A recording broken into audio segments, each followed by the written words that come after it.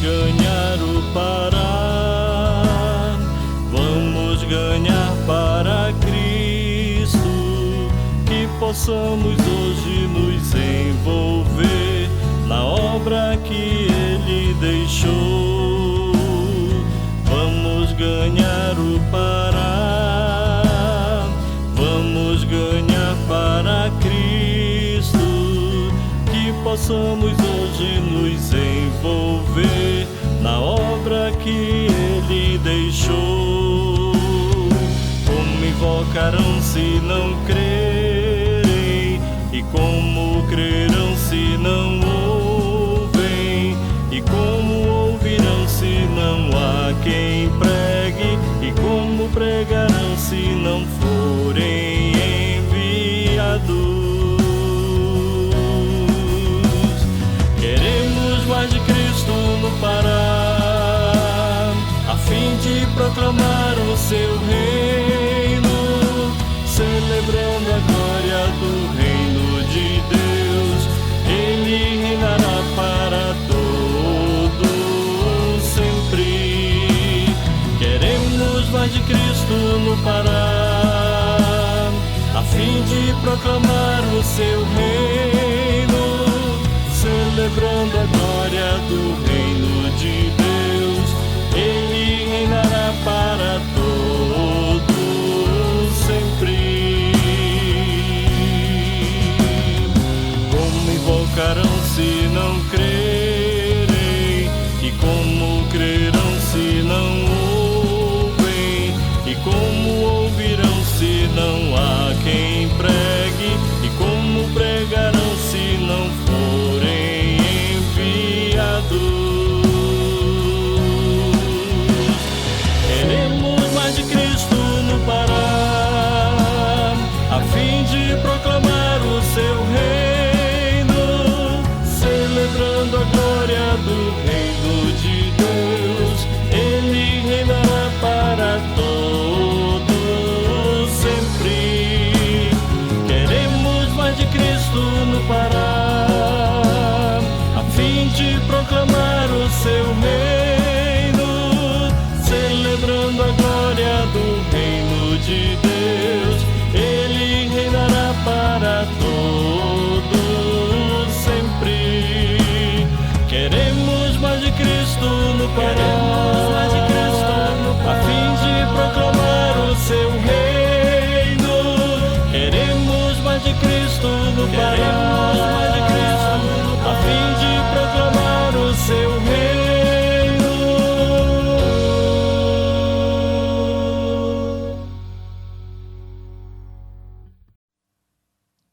Olá, muito boa noite a todos.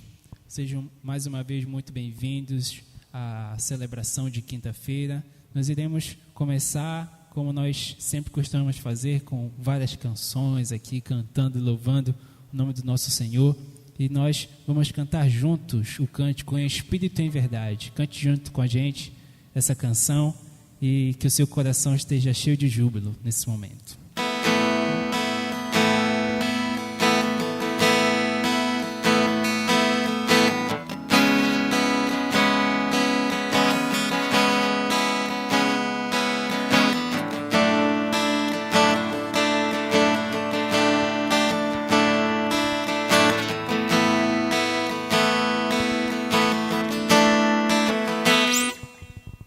Espírito,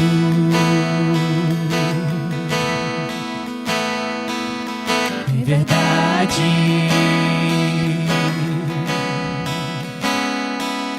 te adoramos,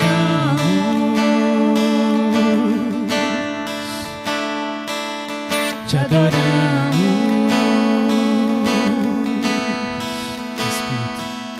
Em espírito, em espírito, em verdade,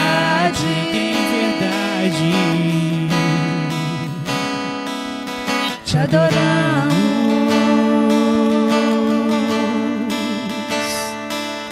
te adoramos.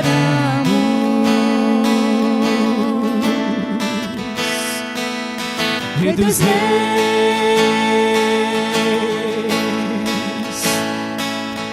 Senhor, te entregamos nosso viver, Rei dos Reis,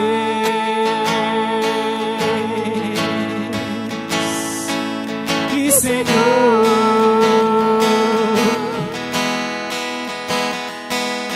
te entregamos nosso viver pra te adorar, ó Rei dos Reis. Foi que eu nasci, ó Rei Jesus. Meu prazer é te louvar, meu prazer é estar nos atos do Senhor. Meu prazer é viver na casa de Deus, onde flui o amor, pra te adorar, ó Rei dos Reis. Foi que eu nasci, ó Rei Jesus. Meu prazer é te louvar, meu prazer é estar nos atos do Senhor. Meu prazer é viver na casa de Deus, onde foi o amor. Ministrando louvor, onde flui o amor.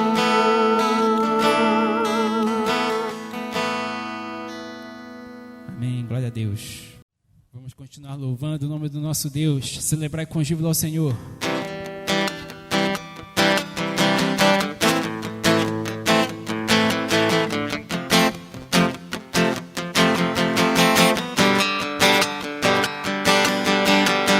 Celebrai com júbilo ao Senhor, todos moradores da terra. Servi ao Senhor com alegria, apresentai-vos a Ele com cânticos.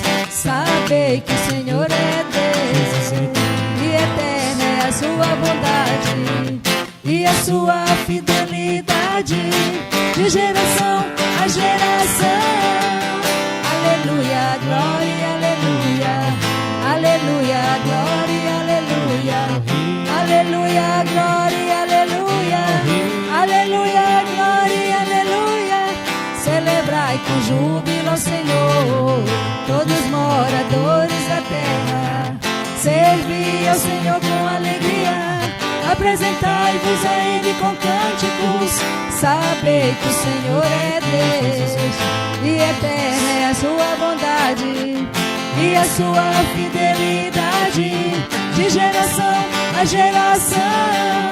Aleluia, glória, aleluia. Aleluia, glória, aleluia. Aleluia, glória, aleluia. Aleluia, glória, aleluia. Amém.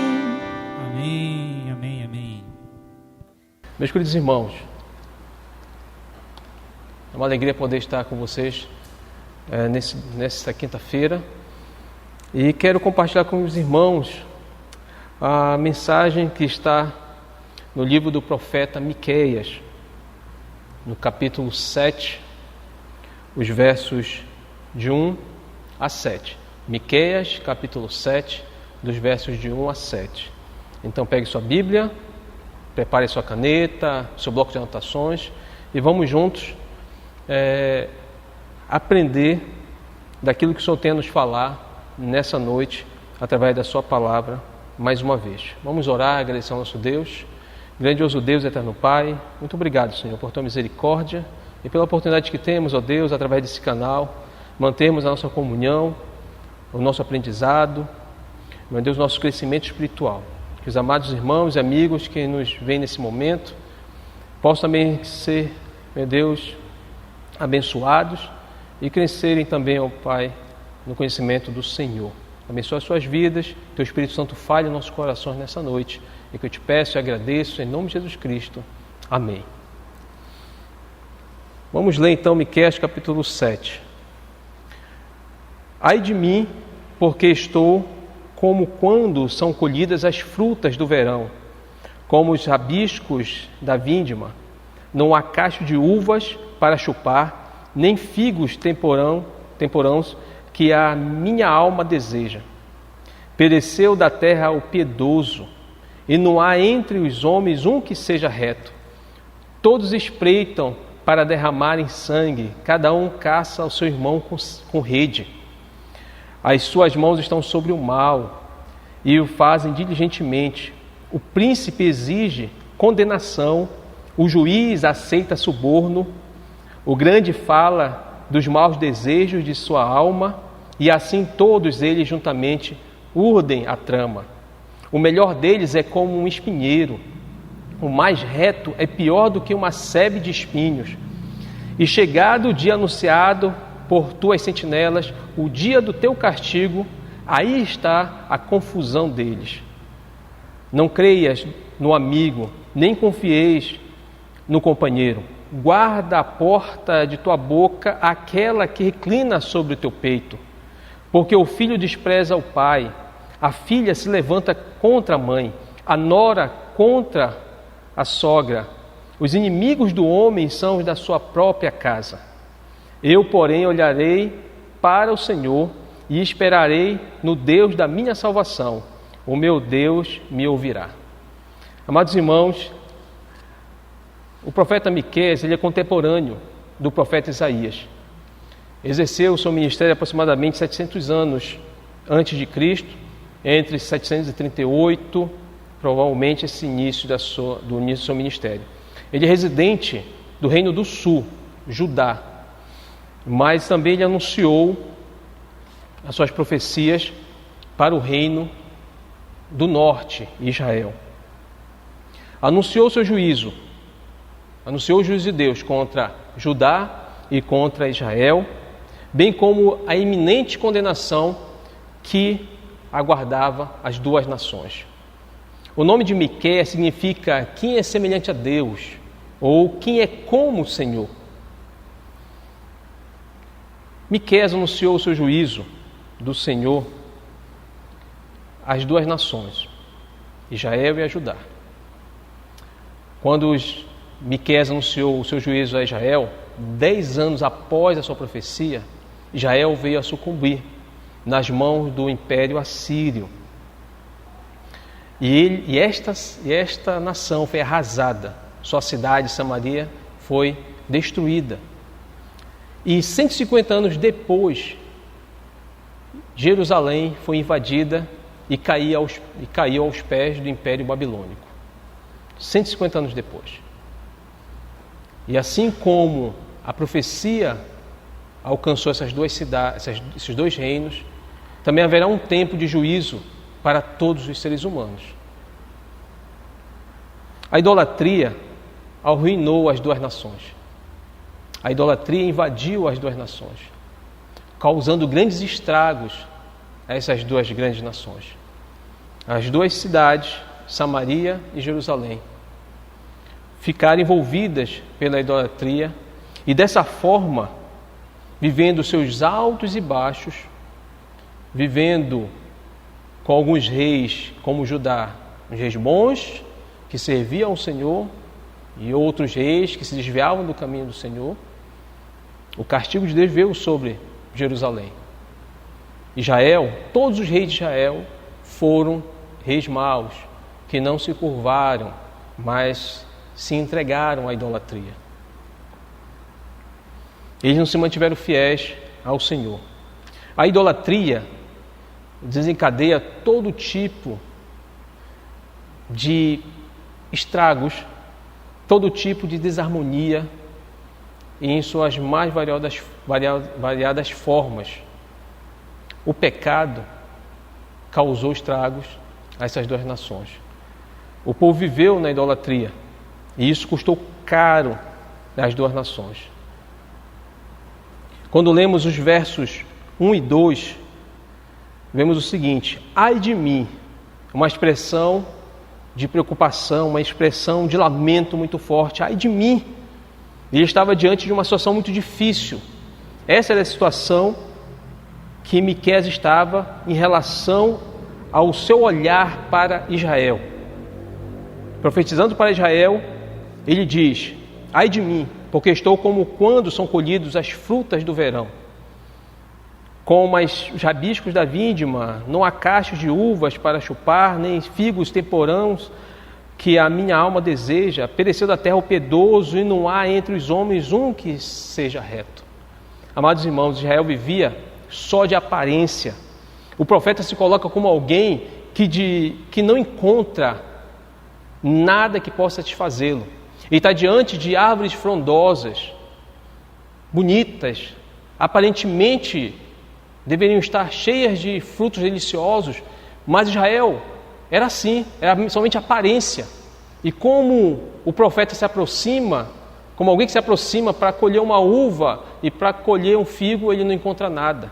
Tudo havia desaparecido ou secado.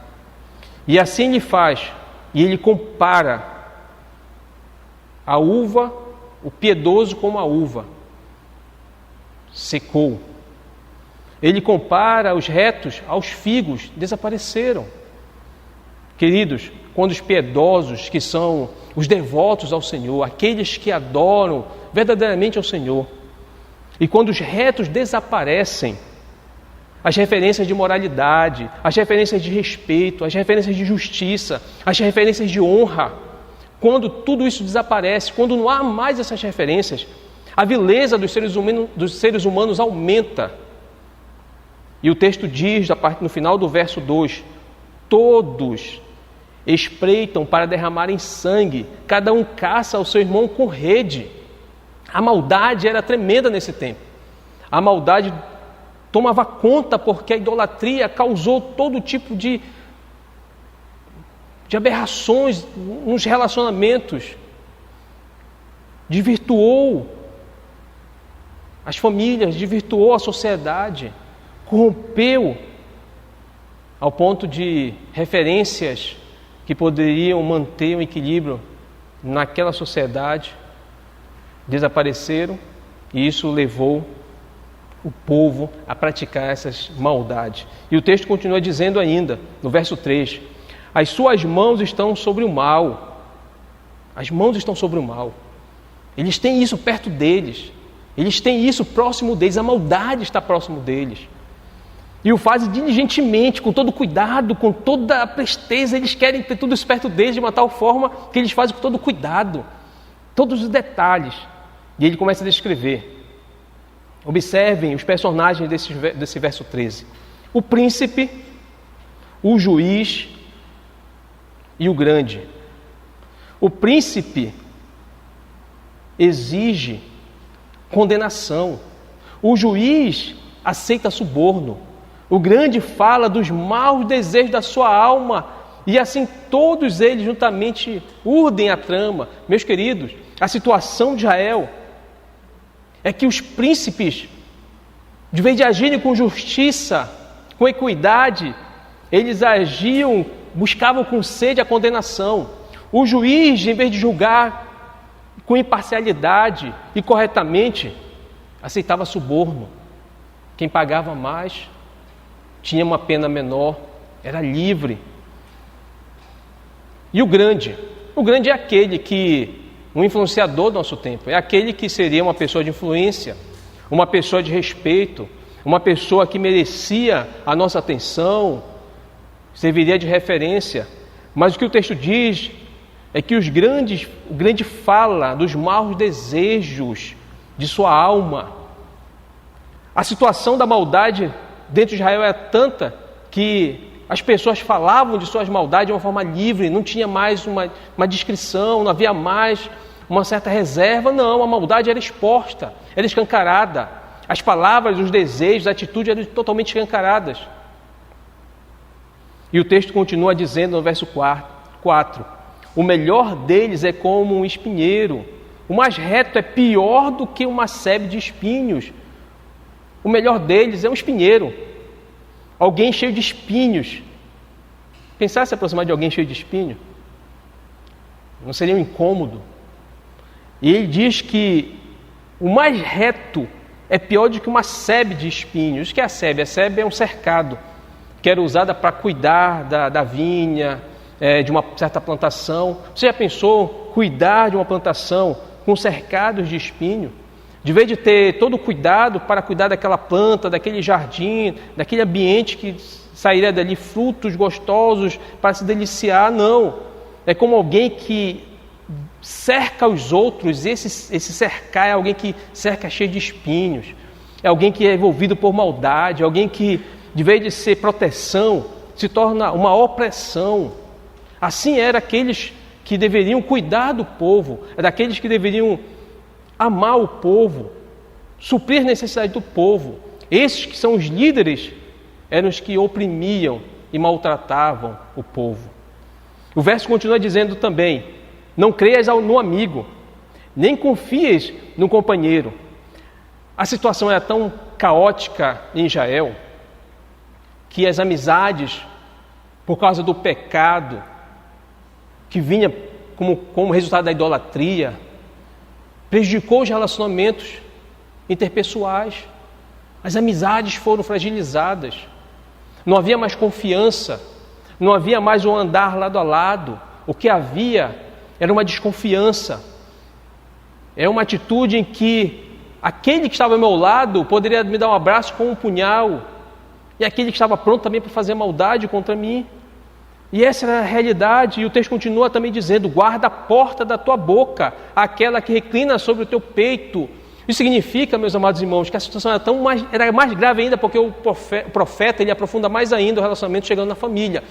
Ele fala das amizades, ele fala dos líderes, dos políticos, da justiça, daqueles homens e mulheres de referência, chega nos relacionamentos pessoais, interpessoais, e chega dentro da família.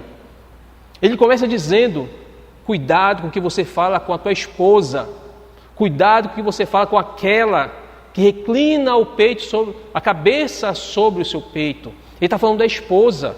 Olha, percebam a situação. Um homem que não poderia nem compartilhar e nem confiar na própria esposa. Assim era a realidade, era o retrato de Israel. Essa era o retrato de Israel. E o texto continua, aprofundando mais ainda a terrível consequência da idolatria naquele povo. Chega mais no íntimo da família, dizendo o seguinte, no verso 6: porque o filho despreza o pai, a filha se levanta contra a mãe, a nora contra a sogra. E ele termina esse verso dizendo: os inimigos do homem são os da sua própria casa.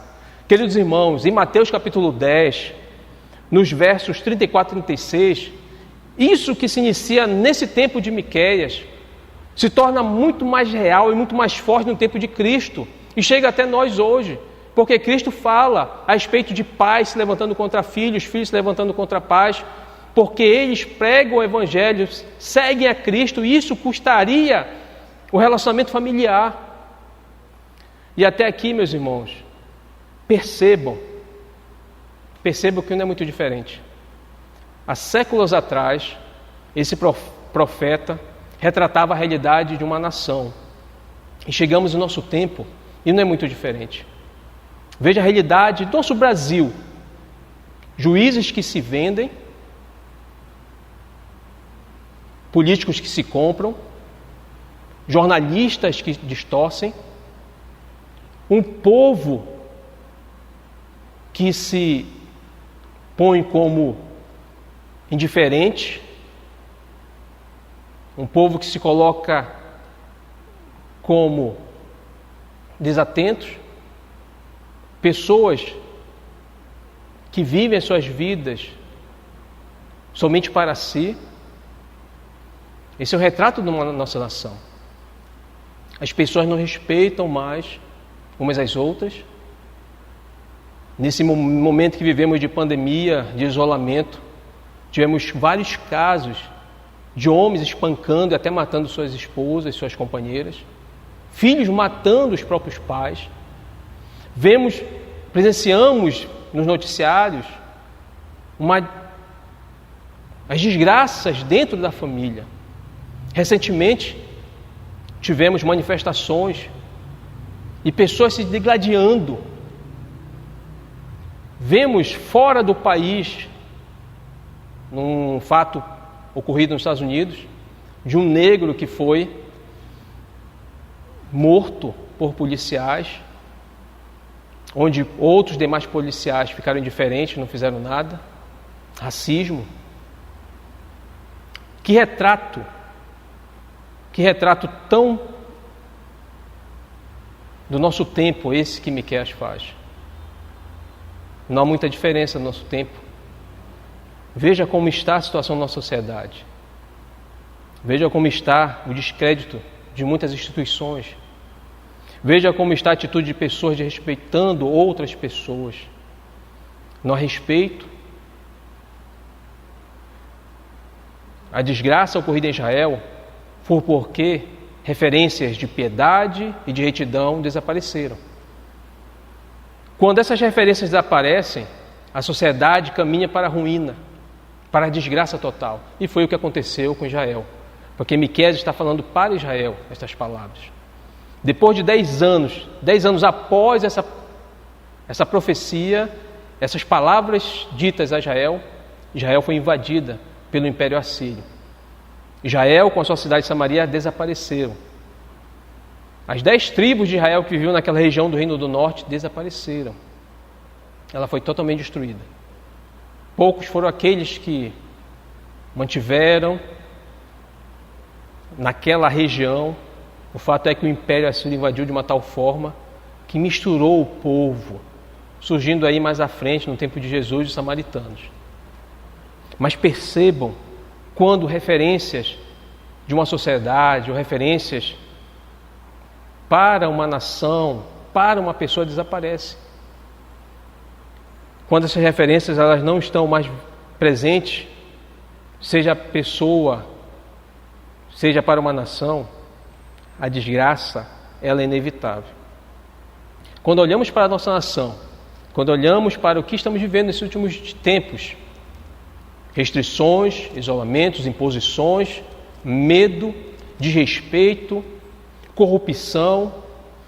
Quando vemos homens se posicionando para fazer valer a justiça, a retidão, a idoneidade, a honradez, outros se levantam contra, outros se levantam a favor de uma atitude de anarquia, de rebeldia, de confusão. E o caos envolve a nação e é um retrato claro no texto bíblico. A palavra de Deus, ela não contém instruções para uma vacina, não contém instruções para engenharia, ela não é exaustiva em alguns assuntos que diz respeito a questões de ciência, mas tudo aquilo que diz respeito ao ser humano, tudo aquilo que diz respeito ao relacionamento entre o ser humano com o seu próximo, do ser humano para com Deus, a palavra de Deus ela escancara e ela faz um raio-x. E assim nós podemos ver nesse momento, na leitura que estamos fazendo de Miqueias, há um retrato da nossa nação, há um retrato da situação do ser humano que se distancia de Deus. Há um retrato claro de um ser humano que abandona a retidão e a devoção ao verdadeiro Deus. E nessa noite, quero que os irmãos possam observar e perceber que esta nação falhou no andar com Deus. Nós, a cada dia, nossa família, nós como cidadãos, somos atingidos e afligidos por todo tipo de pensamentos, de ideias, de atitudes, comportamentos. Somos influenciados de uma tal forma a abandonar o nosso caminhar com o Senhor, a nossa retidão com Deus. E o que você tem feito? Você tem deixado se sucumbir a esta realidade que cerca, que tem te cercado? Ou você tem feito como Miqueias, que no verso 7 diz, diante de tudo isso que ele estava vendo, de tudo isso que ele estava presenciando diante dele, de tudo aquilo que ele via que era inevitável, o povo não queria mudar, porque Isaías pregou. Isaías foi aquele que andou nu. Alguns vão dizer que ele andou com as nádegas para fora, dizendo, olha, assim como eu estou nu, com as nádegas para fora, assim vai ser Israel. assim vai ser Judá. Vocês serão escravos e vão ser humilhados. Miqueias foi um fazendeiro, num contexto rural. Ele também andou descalço. Ele se posicionou como alguém que disse: olha, vocês passarão por essas humilhações, então se arrependam, mudem o propósito, mudem os seus pensamentos, voltem-se para Deus. E diante de tudo isso que ele via, de tudo isso que ele presenciou, ele não via solução, porque os retos secaram, desapareceram os retos, os piedosos sumiram, as referências foram embora, tudo aquilo que poderia ser um referencial para ele não tinha mais, tudo corrompido. Se ele continuasse olhando para esse nível, o seu horizonte humano, daquilo que o cercava, das circunstâncias e situações, realmente não havia solução. Não haveria solução, não haveria nenhum tipo de esperança. Mas Miqueias olha e ele registra no verso 7: Eu, porém, olharei para o Senhor. Ele, de tudo isso, porém, todavia, diante de todas as circunstâncias que eu estou vivendo, diante de tudo aquilo que eu estou presenciando, diante de tudo aquilo que está me cercando, que está me oprimindo, eu olharei para o Senhor. Você tem feito isso? Você tem, diante dessas circunstâncias todas, situações que lhe envolvem, você tem olhado para onde? Você tem olhado para os noticiários? Você tem olhado para as desgraças que estão cercando todos os dias a nossa vida? Ou você tem olhado para o autor e consumador da nossa fé? Você tem olhado para o Senhor? Você tem colocado e depositado a sua fé naquele, como diz o próprio Miqueias: olharei para o Senhor e esperarei no Deus da minha salvação. É Ele que vai salvar. É Ele que vai trazer um momento diferente para a nossa vida. É Ele que vai mudar a nossa sorte. É Ele que vai mudar tudo isso. Você tem depositado, você tem posto o seu olhar aonde? Aonde você tem olhado? Certo dia eu estava no banco, uma agência bancária aqui, na nossa cidade, e na fila eu estava lá no banco e havia 2 caixas apenas, um para depósito e outro para saque. E eu falava lá: olha, vejam, como é que querem impedir a disseminação de uma doença. Olha, tudo lotado, apenas 2 caixas. Aí tinha um senhor próximo de mim que dizia: meu amigo, eu estou começando a ficar nervoso. Eu fico com medo de estar aqui. Eu disse: Senhor, mas essa é a realidade, né? Eu disse: olha, eu vou sair porque eu estou com medo, isso mexe com meus nervos, eu vou sair. Para você ver como está abalado as emoções das pessoas nesse tempo. O medo, se não é o medo, é revolta. Se não é revolta, o medo é a desobediência, o desrespeito.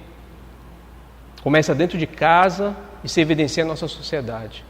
Você tem olhado para isso ou você tem olhado para o Senhor? Miqueias tomou um posicionamento.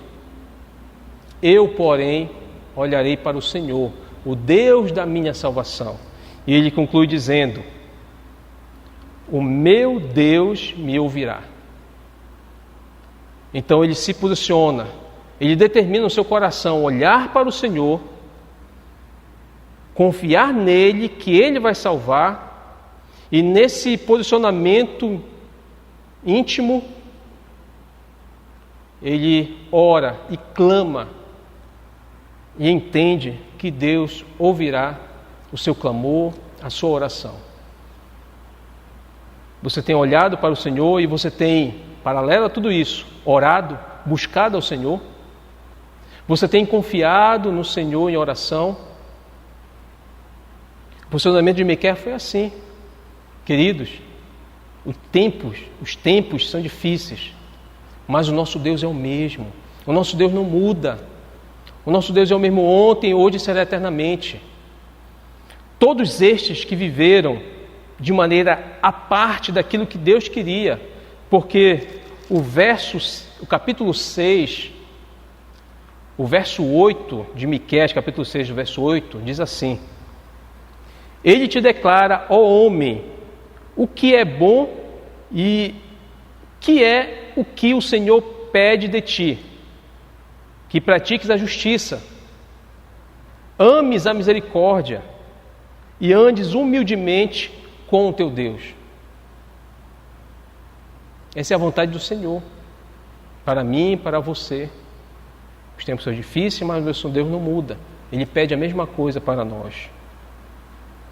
Pratique a justiça, ames a misericórdia e andes humildemente com o teu Deus. Clame ao Senhor, agradeça a Deus.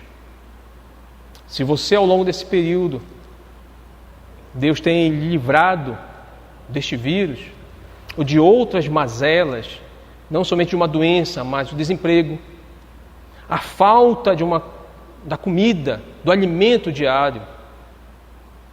Louvamos a Deus porque a nossa igreja tem se mobilizado e tem suprido a necessidade de muitos irmãos que no momento de desemprego, da falta financeira, nós temos nos colocado como irmandade, como irmãos e cooperado para saciar nesse tempo a fome, as necessidades de alguns irmãos.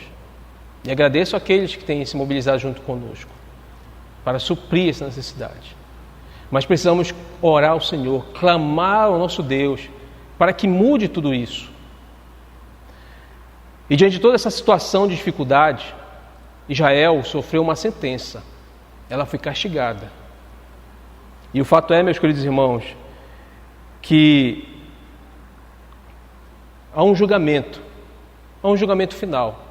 Não somente de uma nação, não somente de um país, de um bairro, de uma pessoa, mas haverá um julgamento para todos os seres humanos. Um julgamento final, onde todos serão apresentados diante do Senhor, o justo juiz, onde todas as nossas ações, todas as nossas escolhas, as decisões que tomamos em vida serão apresentadas diante do Senhor. Onde até uma palavra torpe será levada em consideração. E o que você tem feito nesse tempo? Muitos, diante dessa situação, numa possível infecção, ou até mesmo diante da morte, colocaram a sua fé em prova. Pessoas refletiram sobre a sua fé, sobre o que creem, onde elas estariam se morressem hoje. Muitas pessoas estão fazendo essa reflexão, estão tomando uma decisão. Algumas tomando a decisão mais incrível da sua vida e permitindo que um milagre aconteça na vida dela. Porque enquanto estamos vivos, enquanto Deus permite termos fôlego, Ele nos dá a chance de fazermos uma das maiores escolhas que ecoará para toda a eternidade, que é entregar nossa vida a Jesus Cristo. Você já fez isso? Você já fez essa escolha? Deus está te dando essa oportunidade. Mas ao mesmo tempo, muitos estão desprezando, muitos estão rejeitando. É o que aconteceu com Israel. Quando o texto diz, no verso 4, e chegado o dia anunciado por tuas sentinelas. Os sentinelas aqui são todos os profetas que antecederam Miqueias e todos aqueles que antecederam o grande dia de julgamento de Israel. Todos os sentinelas, os profetas que anunciaram, eles falaram, eles disseram, se arrependam, mudem de vida. Mas essa nação se tornou cada vez mais endurecida e rebelde, chegando ao ponto de receber a devida punição do seu pecado. E chegará um dia que eu e você também seremos julgados pelo Senhor. Mas a diferença será: você entregou sua vida a Jesus Cristo, porque Ele é aquele que apagará os seus pecados, é aquele que transformará a sua vida, é aquele que te dará um novo sentido, é aquele que diz: vinde a mim, todos vós que estáis cansados e sobrecarregados, e eu vos aliviarei. Ansiedade, ponha toda a ansiedade sobre mim. Deus enviou o seu Filho Jesus Cristo para que pudéssemos, através da cruz, ligar o ser humano, nos ligar novamente ao nosso Deus, aquele que nos criou. Então, reflita muito bem sobre o caminho que você tem seguido como servo, como você tem olhado e para quem você tem olhado. E, querido amigo, se você ainda não teve encontro, não um sentimento de fé, mas uma experiência de fé, eu te convido a experimentar uma experiência de fé, e não um sentimento de fé, uma experiência de fé, que transformará radicalmente a sua vida. Por isso, olhe para o Senhor, espere no Deus da salvação, Ele te ouvirá, Ele te ouvirá.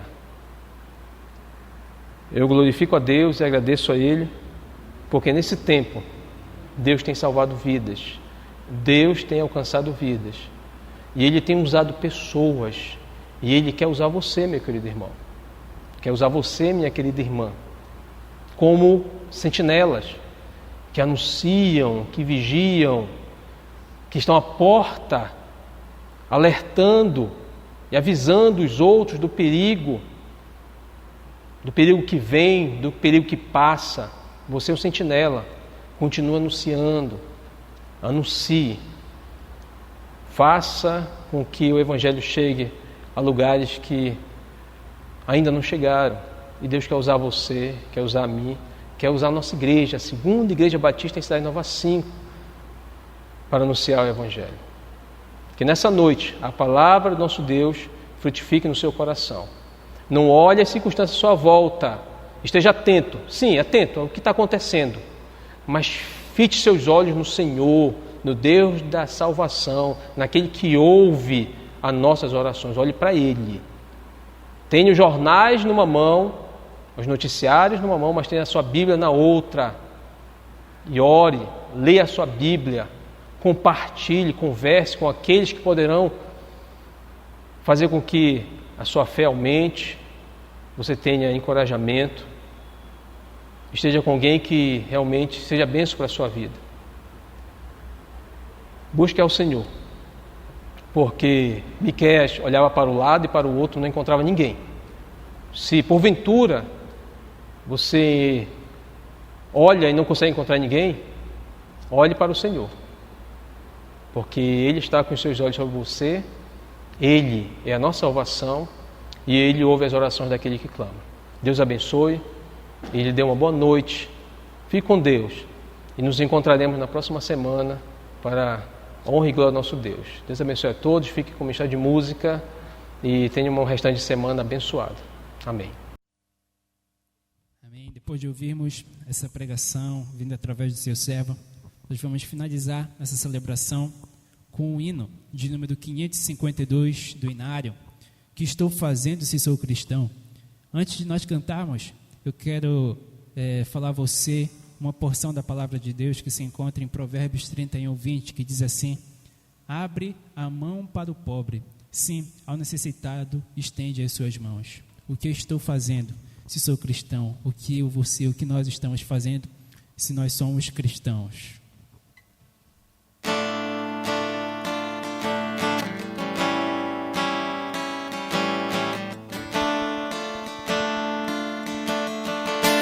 Que estou fazendo se sou cristão? Se Cristo deu-me total perdão, há muitos pobres ele aceitou, há muitas vidas sem salvação. Meu Cristo veio para nos remir.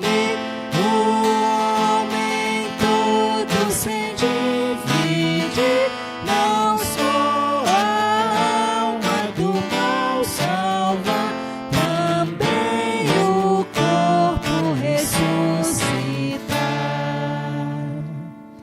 Há muita fome no meu país, há tanta gente que é infeliz, há criancinhas que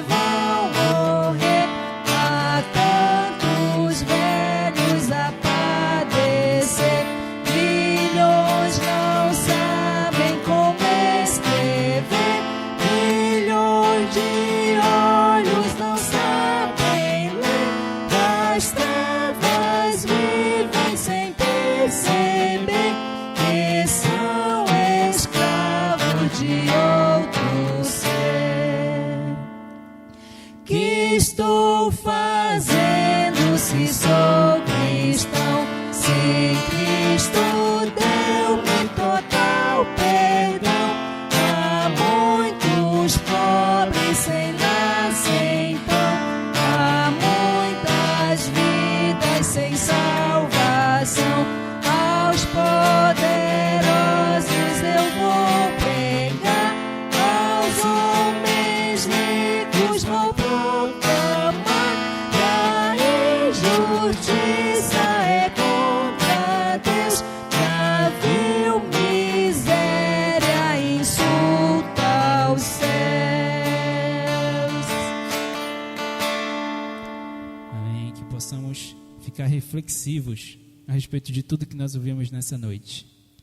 Um grande abraço a todos, queridos.